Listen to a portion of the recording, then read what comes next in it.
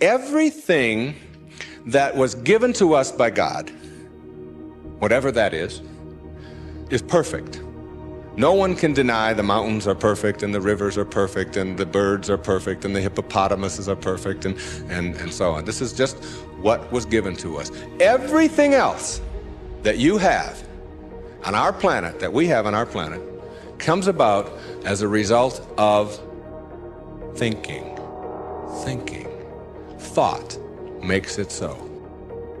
So stop looking for more unless you're looking in a mirror, because it's about time for you to see clearly that you are who you've been looking for.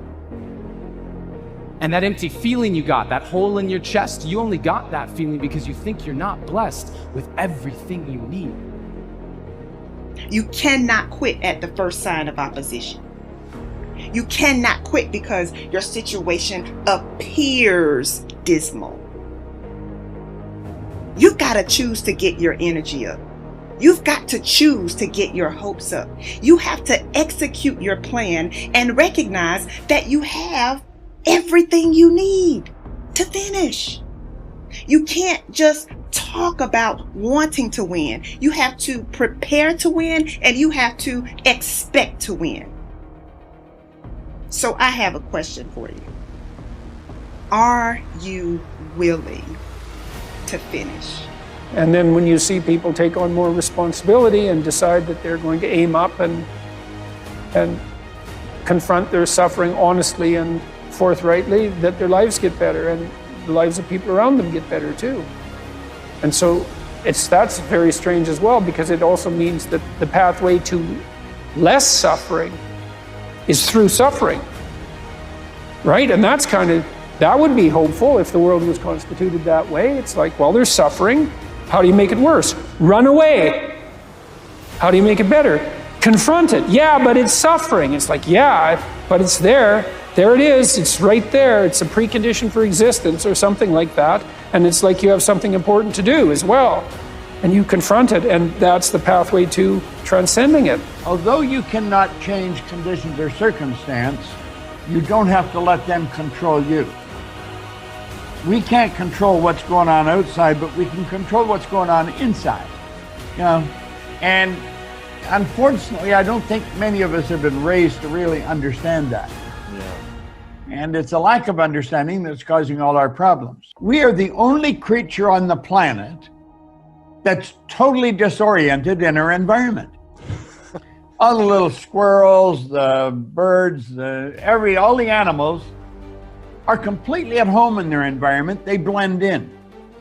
You and I are totally disoriented in our environment. We've been given the mental faculties to create our own environment.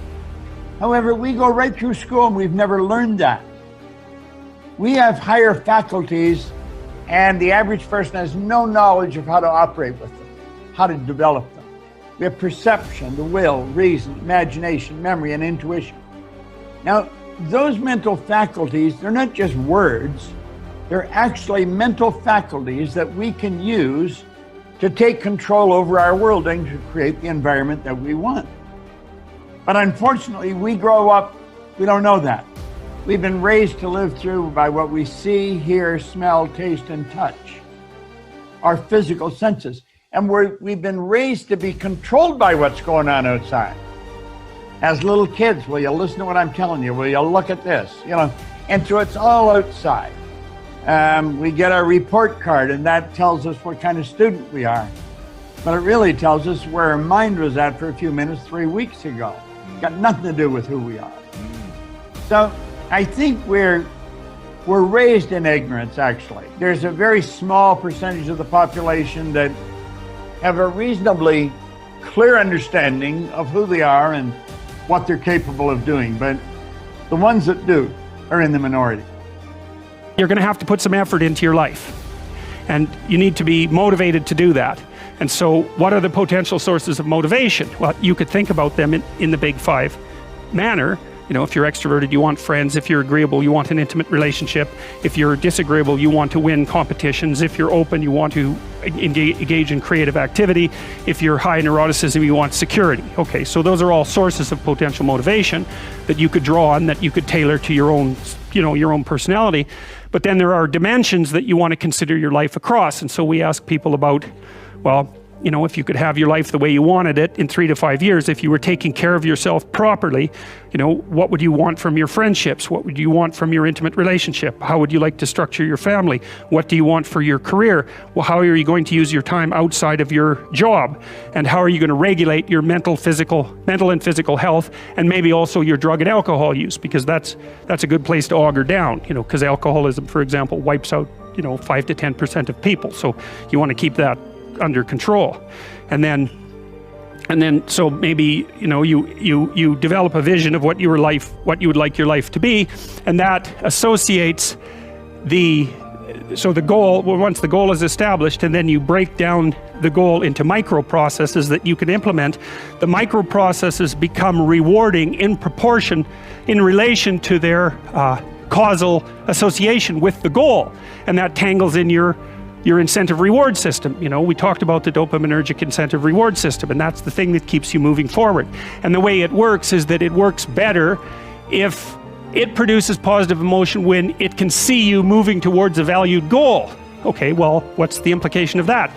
Better have a valued goal, because otherwise you can't get any positive motivation working out. And so the more valuable the goal, in principle, the more the micro processes associated with that goal start to take on a positive charge. And so what that means is, well, you get up in the morning and you're excited about the day, you're ready to go. And so as far as I can tell, what you do is you specify your long-term ideal. Maybe you also specify a place you want to stay the hell away from, so that you're terrified to fail as well as excited about succeeding, because that's also useful. You specify your goal. You do that in some sense as a unique individual. You want to specify goals that make you say, oh, if that could happen as a consequence of my efforts, it would clearly be worthwhile. Because the question always is, why do something? Because doing nothing is easy. You just sit there and you don't do anything. That's real easy. The question is, why would you ever do anything? And the answer to that has to be because you've determined by some means that it's worthwhile.